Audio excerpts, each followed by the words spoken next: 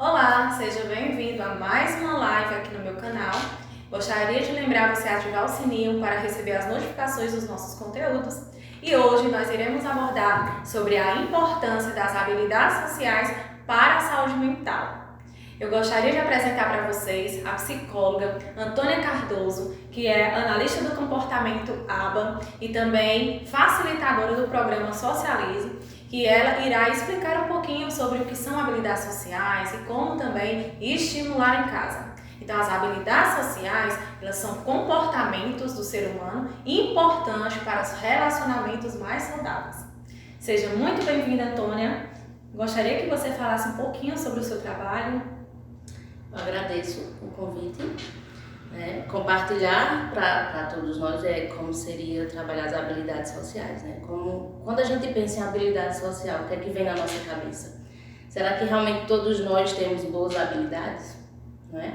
As habilidades sociais, elas são aprendidas desde o comportamento infantil, desde a nossa infância. Quando criança, nós aprendemos através de modelos e nós temos que ter comportamentos assertivos para isso.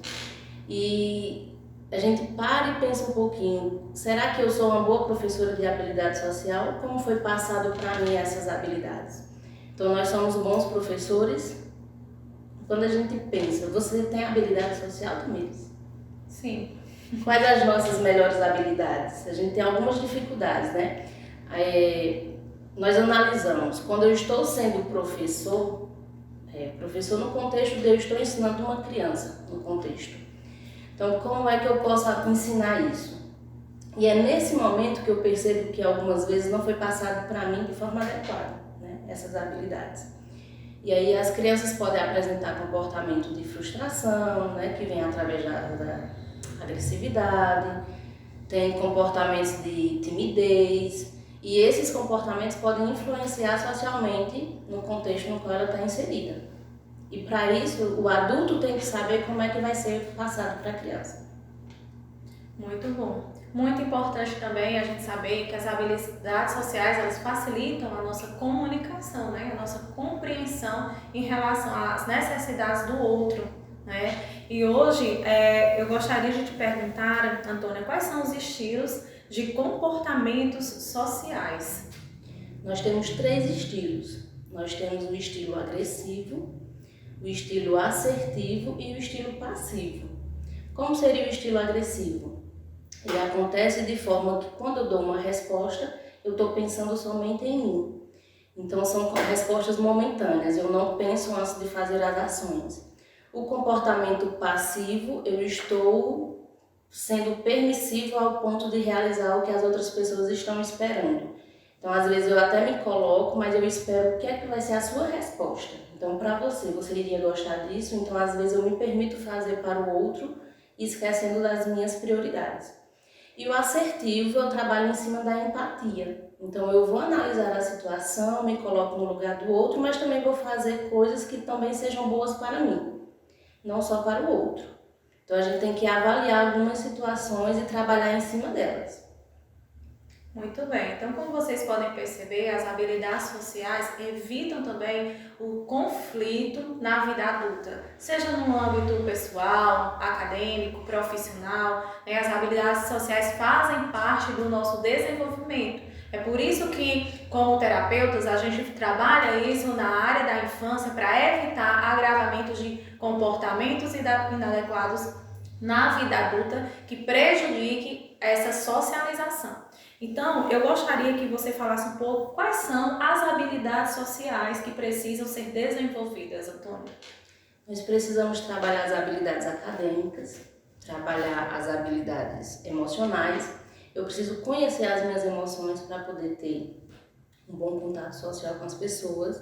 Preciso ter empatia, eu preciso compreender o contexto familiar, aprender as situações na qual eu estou envolvida para poder melhorar e ampliar essas habilidades. Muito bem. Então, as habilidades sociais, elas também podem ser avaliadas, Então, a gente tem como mensurar essas habilidades para investigar se ela está correspondendo ao desenvolvimento esperado da criança ou do adolescente, ou a presença de algum transtorno do desenvolvimento, um transtorno emocional, psicopatológico, tá? Então, as habilidades sociais, elas podem ser medidas de forma quantitativa através de instrumentos psicológicos, né? Então, seja inventários, questionários, testes de personalidade, testes projetivos, testes emocionais, para que a gente verifique se as habilidades sociais estão bem desenvolvidas ou se a criança apresenta um comportamento agressivo, né, com baixa empatia, ou uma criança que ela tem pouca necessidade do contato com as pessoas, porque aí vai direcionar também para alguns transtornos, por exemplo, o transtorno do espectro autista, o transtorno opositor desafiante e outros também que prejudicam essa comunicação social, né? Bem como a teoria da mente, que é justamente você compreender a perspectiva das outras pessoas, né? As suas intenções, né? Ou as suas demandas, as suas experiências, as suas vivências. Isso tudo faz parte das interações sociais. Então, Antônia, quais são os tipos de intervenção ou qual é a intervenção que você trabalha no seu consultório, no seu contexto, que você pode estar facilitando, né, a estimulação das habilidades sociais no contexto terapêutico?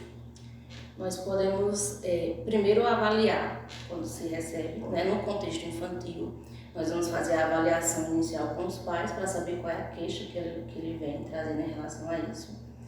Realizada a avaliação, como eu realizo o programa Socializa-se, nós temos alguns instrumentos dentro do programa que vai fazer a gente identificar qual é o estilo de habilidade social que você está inserido, né? Se seria agressiva, passiva ou assertiva. Então nós vamos fazer algumas avaliações com a criança, usando materiais lúdicos e fazendo uso de historinhas, para ela fazer com a gente roleplay, fazer modelação, a psicoeducação, a modelação, o ensaio comportamental junto com a criança, fazer com que ela compreenda, dentro do contexto clínico, a gente fazer ela associar com o contexto social. Então nós vamos realizar vivências dentro do contexto, no qual ela perceba que também fora do contexto clínico, ela possa passar por essa situação e como ela iria realizar isso. Então, um exemplo, vamos fazer uma análise de um caso. A criança tem um brinquedo, ela está em um grupo de crianças. Ela está com o seu brinquedo e o coleguinha que é o brinquedo que ela mais gosta. O habitual de uma criança é ela não aceitar, né? E fazer aquela briga. Os pais, quando percebem essa situação, o que é que elas costumam fazer? Fazer com que a criança empreste o seu brinquedo, esquecendo que para ela esse brinquedo é importante. Então, socialmente, ela faz a criança se sentir invalidada. Como consequência, ela empresta o brinquedo e ela vai aprender que eu tenho que abrir mão de algumas coisas para o outro. E aí vão construindo os estilos de comportamento social. Algumas vezes eu tenho que ser invalidado. Então, é compreender também como é o contexto que essa família convive. Né? Dentro do contexto infantil, os pais têm um papel fundamental, que a gente vai trabalhar junto com a criança e também junto com os pais, ensinando a eles. Em alguns momentos, fazendo a modelação também em conjunto com os pais, como eles são exemplo da criança, então eles vão ter que ensinar para eles de forma adequada como é que tem que ser essa socialização. Então, o correto seria eu brigar com a criança para não emprestar? O correto seria eu emprestar e invalidar os meus sentimentos, ou a criança conseguir fazer uma conversação com a outra e emprestar um ou outro brinquedo, né? Então, validar o que a criança está sentindo. Eu não quero esse, mas você pode ficar com esse. Então, fazer com que ele consiga compreender como é que é o outro, não receber o brinquedo, também como é para ele entregar algo que para ele é muito importante. Então, fazer essa colocação, ensinar. Eu posso fazer isso, mas o meu limite é até aqui, mas eu também não vou invalidar as minhas sensações e minhas emoções. E ensinar de forma assertiva. Então, vou criar situações que ele perceba, eu posso fazer dessa forma, eu vou emprestar ou então você fica e daqui a pouco eu pego de volta. Então, fazer ele se colocar em situações que possam vir a acontecer. Coisas acontecem assim também muito na escola.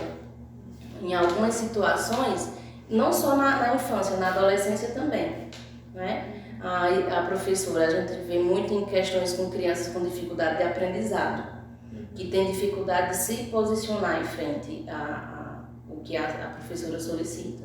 Então, a criança tem dificuldade de leitura, e aí a professora pede para ela fazer uma leitura na sala, para todo mundo. E a criança nervosa, com medo, começa a gaguejar, começa a ler errado, e algumas vezes os colegas reclamam ou o próprio professor faz isso com a criança. A consequência para um adulto qual seria? Quando chega numa faculdade ou no trabalho, eu tenho dificuldade de fazer apresentações, de falar em público, mas porque de alguma forma foi invalidado na minha infância.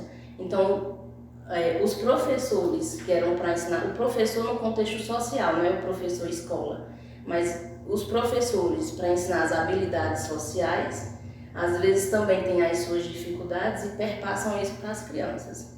Então os professores são tios, são pais, são irmãos mais velhos, são os próprios professores da escola. Então quando eu tenho alguma dificuldade, como consequência eu também costumo passar essa dificuldade para a criança, né? Tem no YouTube um videozinho, eu não vou recordar o nome agora, mas um pai segurando uma criança, porque aconteceu uma situação, e ele achou que o filho dele tinha sido injustiçado de alguma maneira, então ele segurou a outra criança para que o filho dele batesse na criança. Então ele está ensinando para o filho dele o comportamento agressivo. Então ele vai ter dificuldades quando ele estiver na adolescência, porque ele aprendeu que eu resolvo as coisas de formas imediatas e a partir da agressão. Então os professores, que são pais, professores, tios, o contexto no qual a criança está inserida, tem que compreender como é que isso tem que ser repassado para as crianças. Muito interessante, né? Porque a gente observa que as crianças têm várias figuras de modelo, né? Seja em casa, seja na escola, e que isso vai ter consequências tanto positivas ou negativas no futuro, né? Então ela trouxe aqui casos de conciliação, por exemplo, né? A questão do diálogo, a participação de um adulto, né? Então essas características, esses comportamentos são transmitidos. Muitas vezes vem também do contexto familiar, como o pai foi educado, como ele aprendeu aquilo também na infância, né? E aí a gente precisa também ensinar fazer esse treinamento de pais para quebrar esse ciclo, né? Para desenvolver essa comunicação assertiva, né? Essas habilidades assertivas. Ou seja, que eu preciso me posicionar, eu preciso ter uma postura mais ativa, eu preciso saber dizer não na hora que eu não me sinto bem, né? E aí também fazer essa conciliação de que tem vezes que eu vou precisar ceder para ter relacionamentos saudáveis, duradouros, evitar conflitos em vários contextos da minha vida. Então eu percebi que você também trouxe alguns recursos, né? Sim. Eu gostaria que você apresentasse um pouco para as pessoas que estão nos assistindo. Alguns dos recursos que eu utilizo no contexto, né, não são todos, mas que nós podemos ensinar a criança de forma, tanto como roleplay, né, fazer com que ela compreenda esses recursos. Ele também ele é terapêutico, mas ele pode ser usado por pais, né, pode ser construído em casa também. Então esse aqui é o ponto de vista. Então o que é que ele vai apresentar? Ele tem várias figuras com situações do dia a dia, e eu vou apresentar para a criança o que é que ela percebe nessa imagem. Então eu vou fazer alguns tipos de comunicações que são verbais e outras que também são comunicações não verbais, o que é que essa imagem está passando para mim. Então ele tem que identificar qual é a situação que está vivenciando, quem é o principal nessa imagem, o que é que a criança percebe sobre essa figura, o que aconteceu. Então fazer ele construir vivências sobre algumas perspectivas que podem acontecer no seu dia a dia. E para os menores, a gente pode ter jogos. Esse jogo não é um jogo terapêutico, é um jogo comercial, mas ele tem como objetivo principal trabalhar as habilidades sociais. Que legal. Então, qual é a faixa etária, Antônia, dele? Esse aqui é a partir de 3 anos, mas a depender da criança, a gente consegue fazer com criancinhas menores, porque ele é bem lúdico. Então, é um piquenique. E aí a criança costuma ter dificuldade com frustrações ou perder. Então ele não vai perder com você que está jogando com ele vai perder para as formiguinhas que fazem parte do jogo. Então o jogo ele trabalha com reforçadores. Porque ganha os dois, tanto a formiguinha ganha, como a criança também ganha os alimentos. Então ele vai girar a roleta e aí a formiguinha pode ganhar ou ele pode ganhar. Então trabalha em relação aos reforçadores, que nós aprendemos a partir dos reforçadores positivos, né? Que aumenta a probabilidade dos comportamentos voltarem a acontecer. Então algumas pessoas trabalham com as punições. A punição também pode fazer com que o comportamento seja aprendido. Porém, a punição tende a acontecer na frente do punidor. Então, eu posso modificar meu comportamento na sua frente e com os outros eu mantenho o contexto que eu costumo realizar, né, de forma habitual. Tem também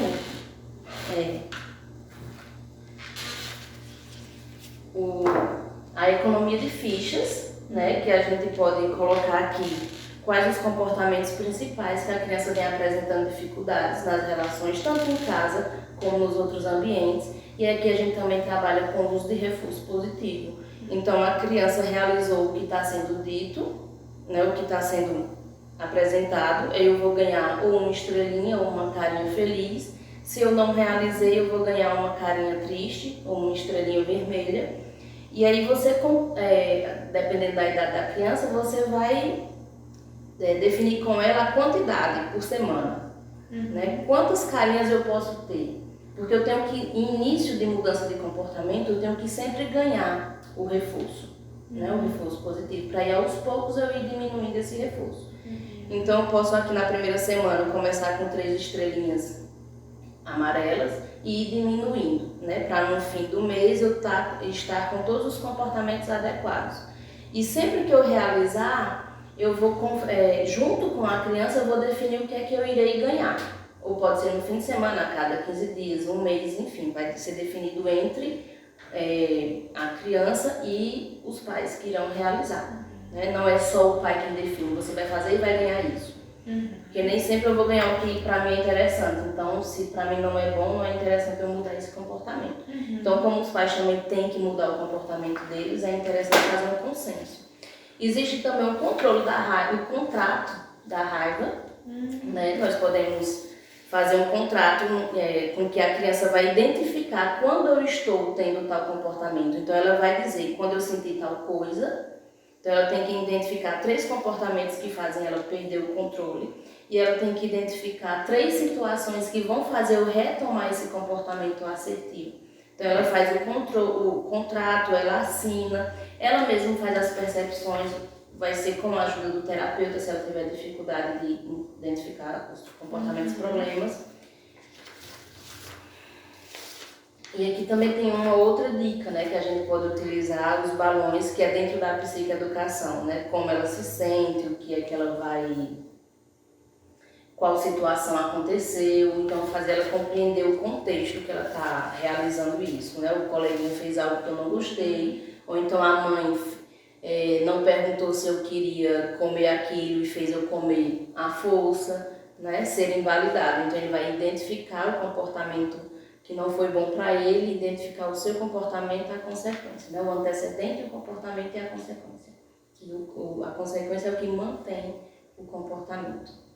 Ótimo. E aqui tem um outro recurso, esse aqui foi criado por mim, que falando sobre o caminho das emoções. Então, existem situações que vão ser frustrantes, que ela vai ter que retornar à casinha. É um jogo que trabalha com mais de uma criança, então pode ser feito trabalho em grupo, porque as habilidades sociais elas podem ser trabalhadas tanto individualmente como em grupo. Então vão ter situações, volto para trás, tem um amigo, abraço o amigo do lado, volto com o amigo. Então vão ter situações que ele vai vivenciar com ele e com os outros.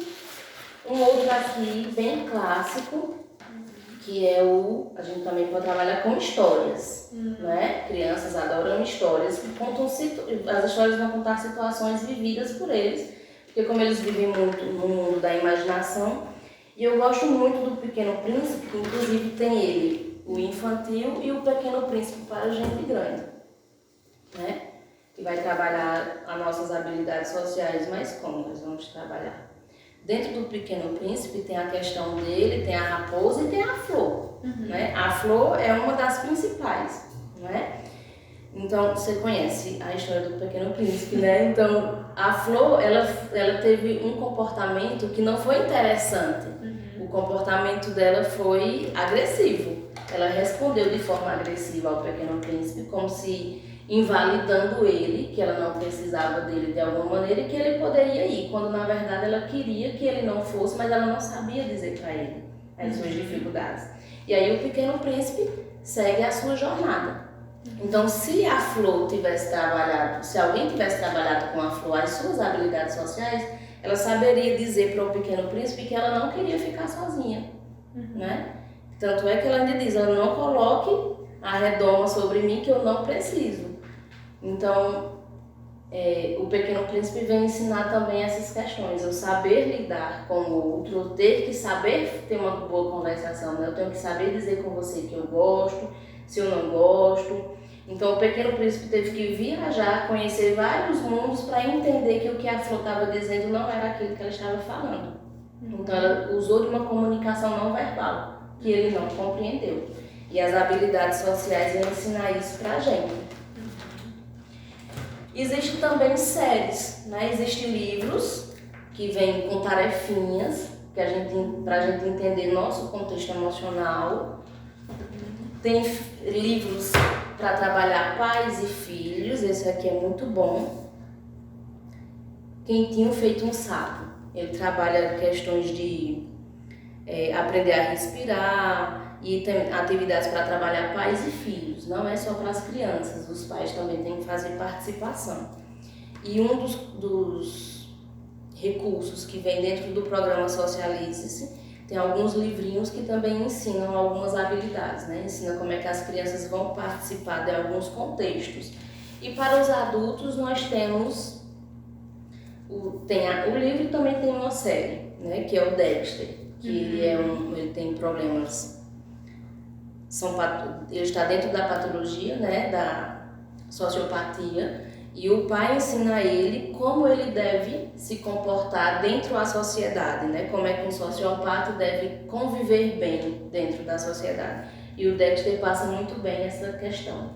Então, desde criança ao adulto, a gente tem que trabalhar sempre as nossas habilidades sociais para conviver dentro da sociedade de forma adequada. Então, pessoal, a assertividade, né?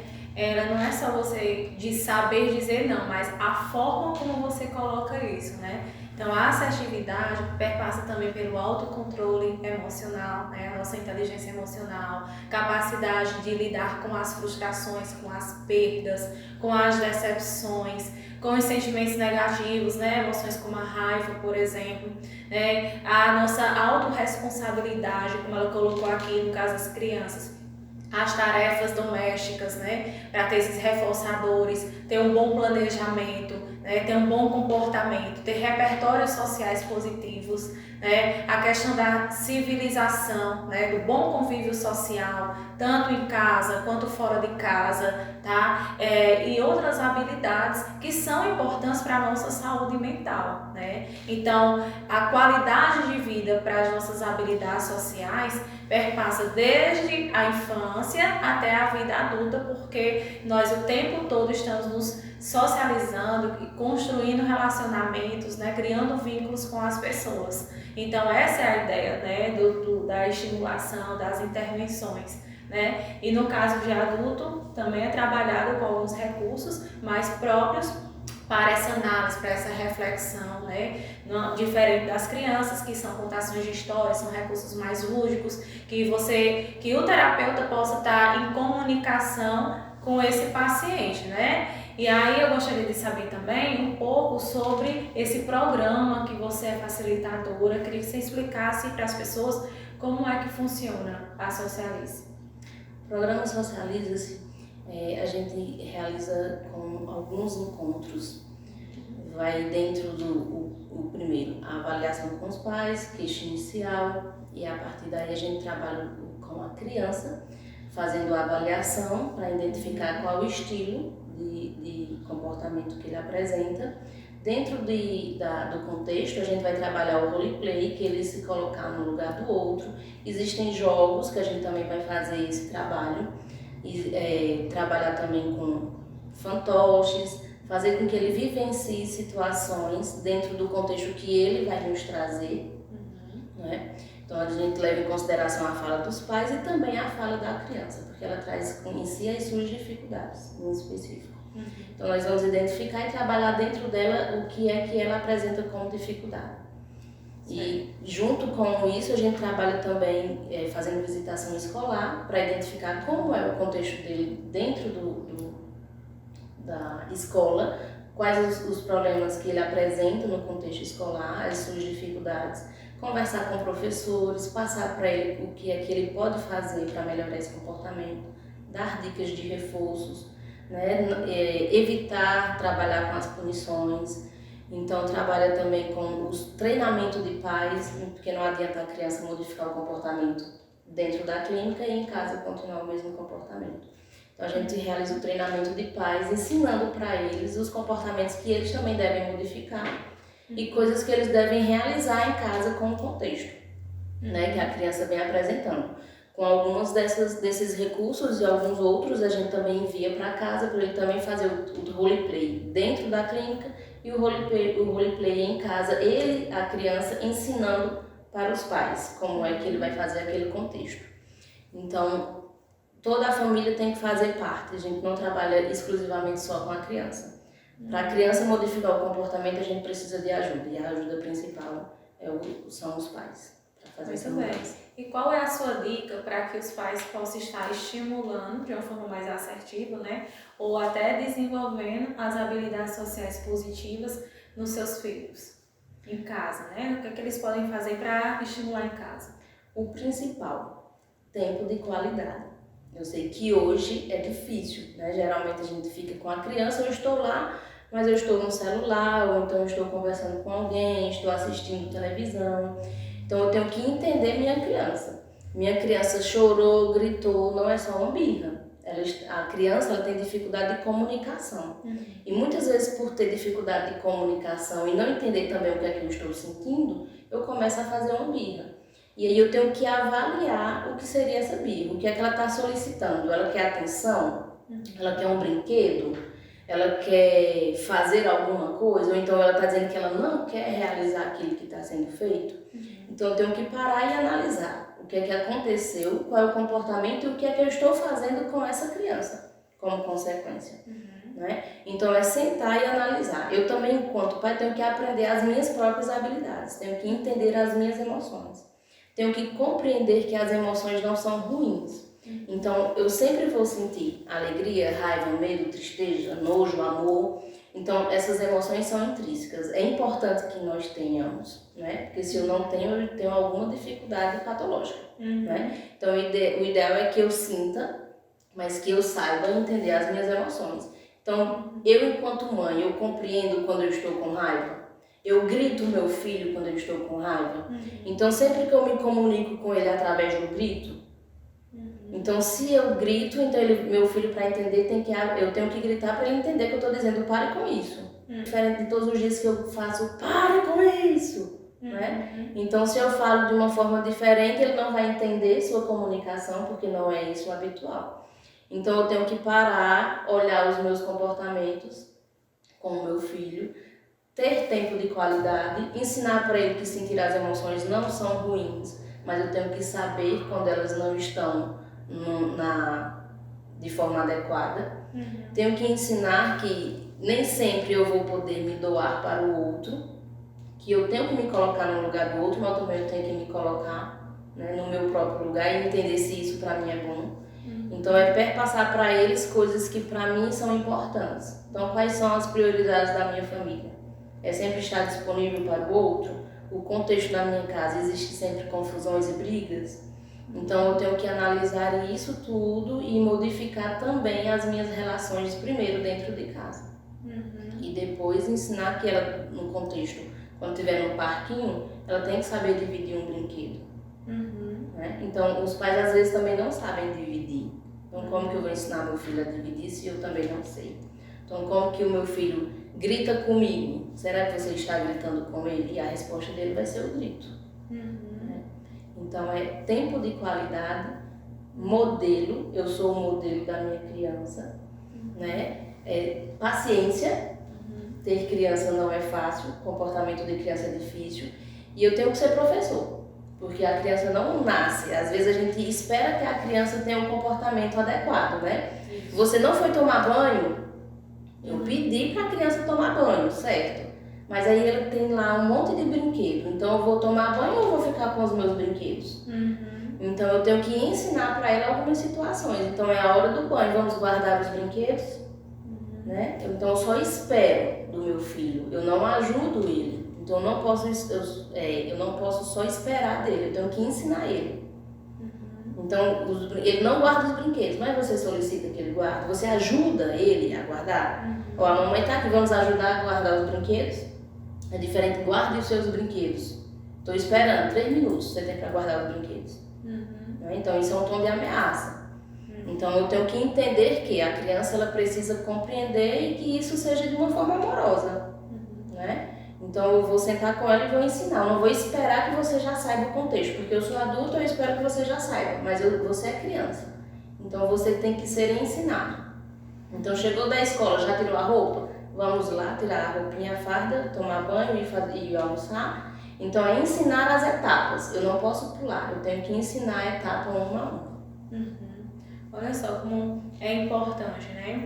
Ela trouxe aqui algumas falas que são bem corriqueiras, né? Que nós recebemos no consultório e até serve também pra gente, quanto profissional, quanto mães também, né? E essa questão da participação dos pais, como é importante, né? Essa mudança de comportamento, mudança de hábitos, né? Porque às vezes também já são construídos e você nem percebe que está errando naquilo. E é uma coisinha tão pequena, mas que tem os prejuízos lá na frente. Por exemplo, a questão do grito que ela falou. Aí a criancinha grita com o pai, ou grita com outra coleguinha, né? E aí você não lembra que é da mesma forma que você trata o seu filho, né? Da forma que você reage, né? Sempre usando punições, ameaças, né? Tem aí um estilo parental autoritário em cima do seu filho. E tudo isso vai prejudicando cada vez mais a saúde emocional e psicológica da criança. Então, eu gostaria de agradecer mais uma vez a participação da Antônia nessa live, né? E gostaria também de colocar à disposição de vocês, caso tenha alguma dúvida, podem deixar aqui embaixo, tá? Nós estaremos respondendo. E uma boa noite para todos vocês. Até mais!